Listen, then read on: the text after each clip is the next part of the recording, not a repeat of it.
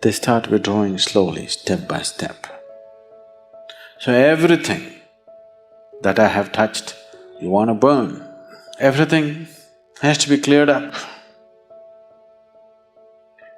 It's because of this, things must be burnt. They must be burnt. Because otherwise, that being will not go. Once the body is gone, the discretionary mind is gone, and his body is still hanging around in many forms. It becomes a habitation for various kinds of forces, and that's it. No one extra item, because he does not want to touch too many things.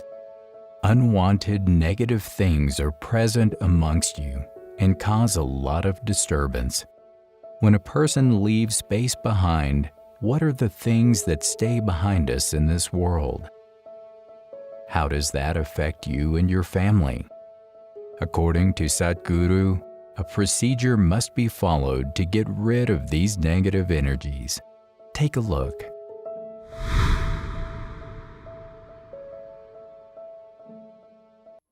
Namaskaram, Sadhguru.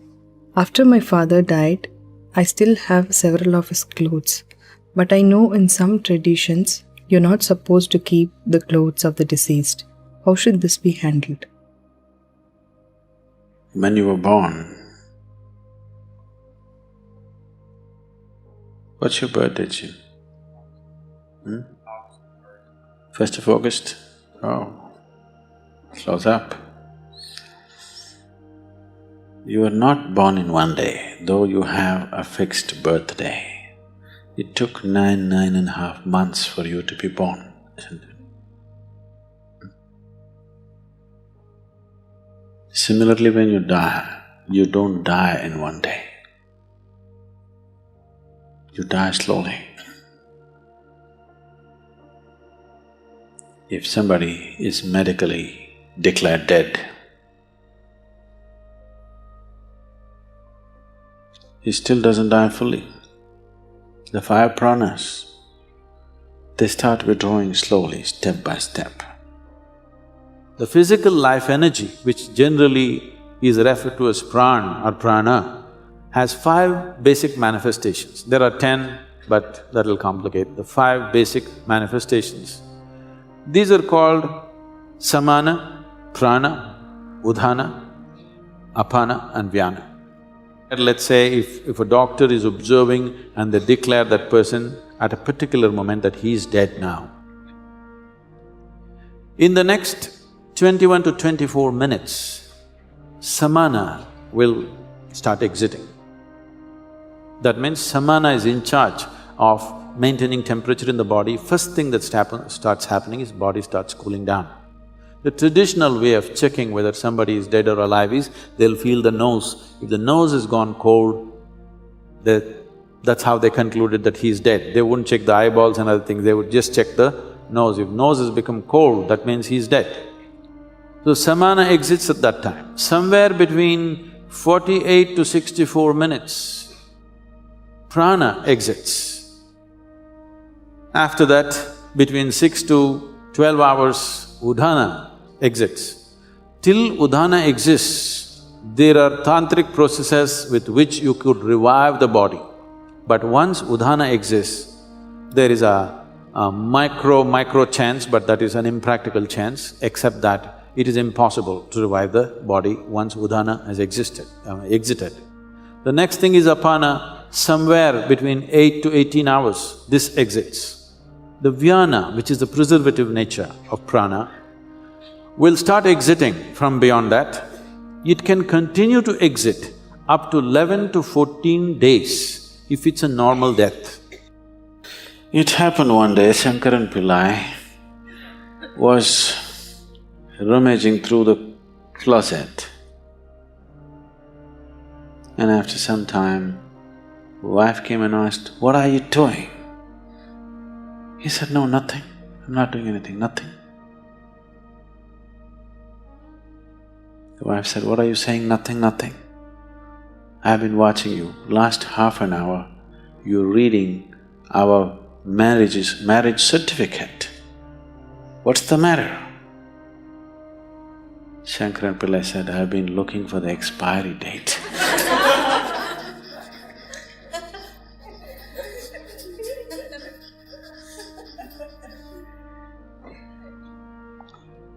So though there may be an expiry date for one's death, one does not die in a day. It's a slow process. In fact, it's happening right now, slowly. By doing yoga, you may be putting up hurdles in the way of death, but not stoppers. Yes? So, today you know that from your old clothing, we can take your DNA. After you're gone, after 100 years later, we can clone you. Yes? Yes or no? You know? So who you are, at least the physicality of who you are, can be picked up from your clothes and we can remake you. At least someone who looks just like you. We can create the body. So, you are still there all over the place. The yogis, when they die, they'll set fire to the hut in which they are living by themselves, because they don't want even a single molecule of DNA to hang around and live, because in some way your physical body is still hanging around. If they can recreate your body from that, obviously it's hanging around, isn't it? So everything that I have touched, you want to burn. Everything has to be cleared up. It's because of this is the one main reason why people want to keep their physical possessions so minimal on the spiritual path.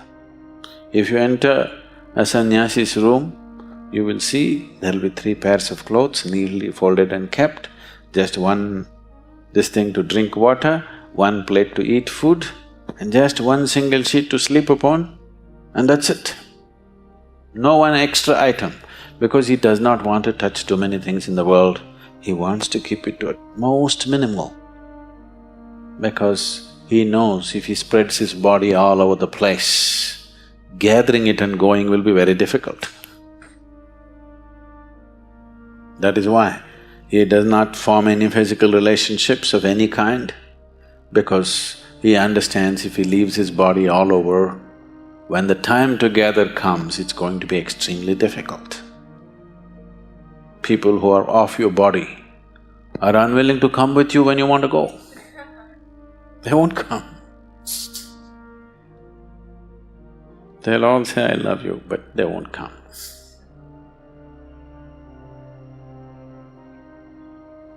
So, when someone dies, depending upon who he is, accordingly these things must be handled. In today's world, when people have gathered enough clothing for 3 lifetimes, enough footwear for 10 lifetimes, burning all that would be sheer waste.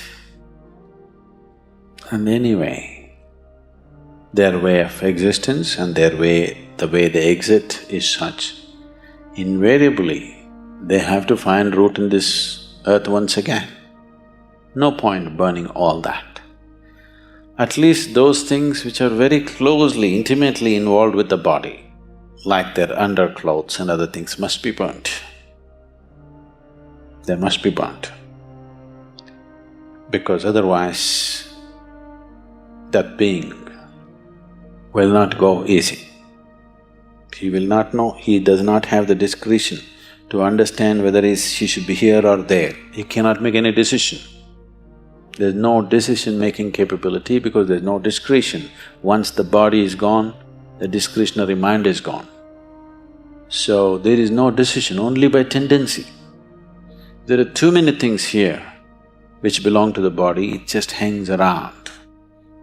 particularly in the first few days. So, in one's home, if there are lots of used clothes, which is a problem with the Western world again, because of the type of clothing and the structure of the society, the things are such, you may be wearing a jacket for 6 months and it may not be washed. Yes? You use it and you hang it there, because it's a cold country and maybe you don't sweat so much, use it and put it there. Such a thing is not possible in India. If you use something, it has to be washed now. So, the type of clothing they're using, naturally they use it and hang it, they don't use it and wash it.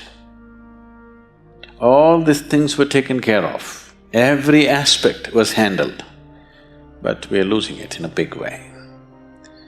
Because these clothes are repeatedly used and hung there, you can actually experiment.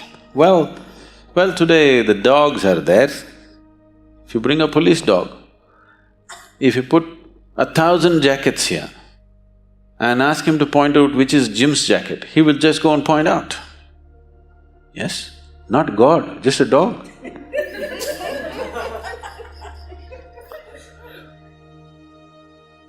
So obviously, who you are is hanging there in the jacket in many ways, isn't it? That even a dog can see it.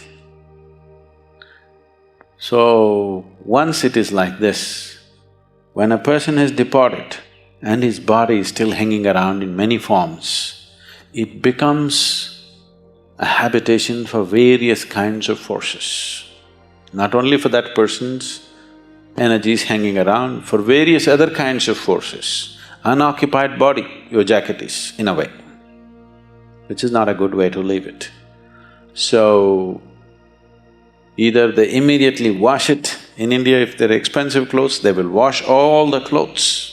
Within the first 10 days or 11 days, they'll wash all the clothes and distribute it to many places, never to one place. You don't take all your clothes and give it to one family. You make sure the jacket goes here, trousers goes there, that goes there, this goes there, so that it gets too spread out to make any significance. Significant presence is not there. Otherwise, all the things which are intimately with the body, just burn it. One of these things must be done. Either you must give it away across the 50 states, so that the old man does not remain confused as to where to go, or you must just burn it up. That's how cautious of their belongings the yogis were. Just try to follow these simple steps without holding any emotional attachments to cleanse your house from negative energies. Click on the video shown to see more from us. What would you like to see in the next video? Share your thoughts and experiences in the comment section. Like, share, and subscribe to our channel. Thank you for watching.